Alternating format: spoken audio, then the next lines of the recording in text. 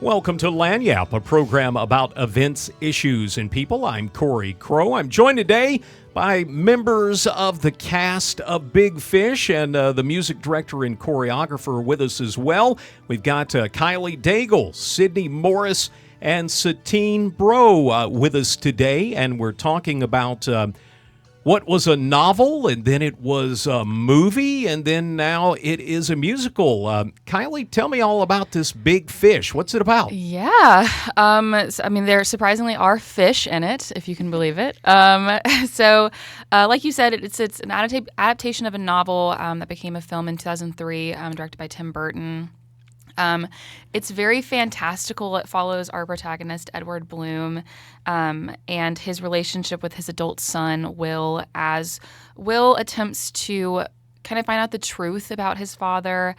He's grown up with him being a very elaborate storyteller, and he receives some pretty tragic news at the beginning of the show. And so he spends the remainder of the show trying to figure it out. And so it's told in two timelines, actually. So we have some of our adult characters, and then some of them have younger counterparts.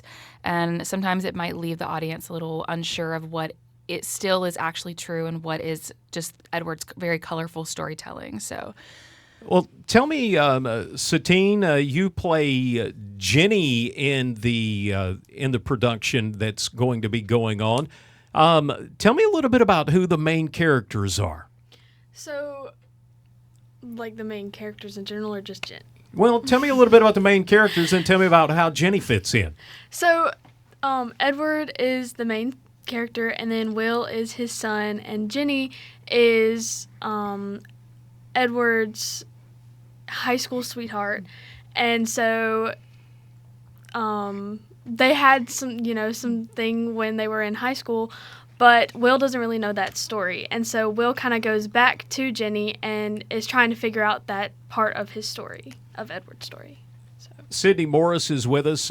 You play Josephine, which is Will's wife. Mm-hmm.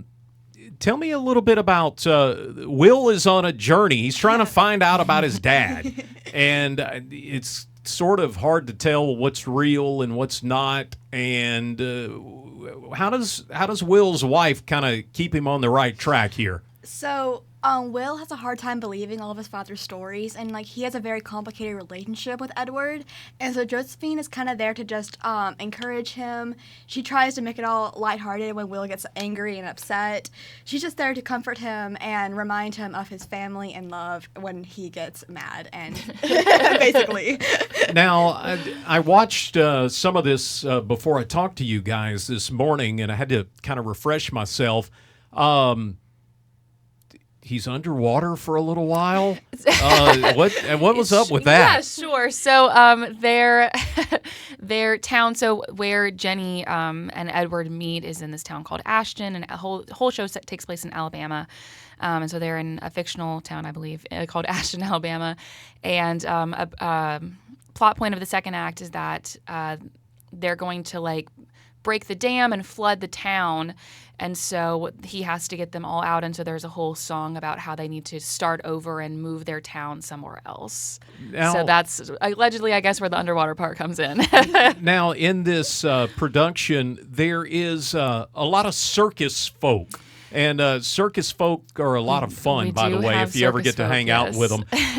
There's a lot of strange things going on with the circus folks, right? Yeah, we've got a juggler, and we've got a werewolf, and a mermaid, and a giant, and lots of other creatures that may or may not appear on stage. We may use our suspension of disbelief on those. And so how do you turn the Strauss Youth Academy for the Arts into a circus? Well, the funny thing about this production specifically is that because it's a summer show, it's a workshop, so we take on more of a black box approach. So as far as our set, we pretty much have the bare bones. We are really taking advantage of our props, which Sydney's mom has actually taken a very large weight of and done phenomenally. But we also rely really heavily on our actors to paint the picture of a circus, and we have fantastic costumes done by Angela Isles, and those are sort of our storytelling tools, as opposed to like, you know, having like a big top circus for like 5 minutes. And so we're trying to rely on more tangible things than our set for this specific one. Satene, tell me a little bit about this production. When did you guys start rehearsing this? 5 weeks ago. Yep. We started 5 weeks ago, so it wasn't.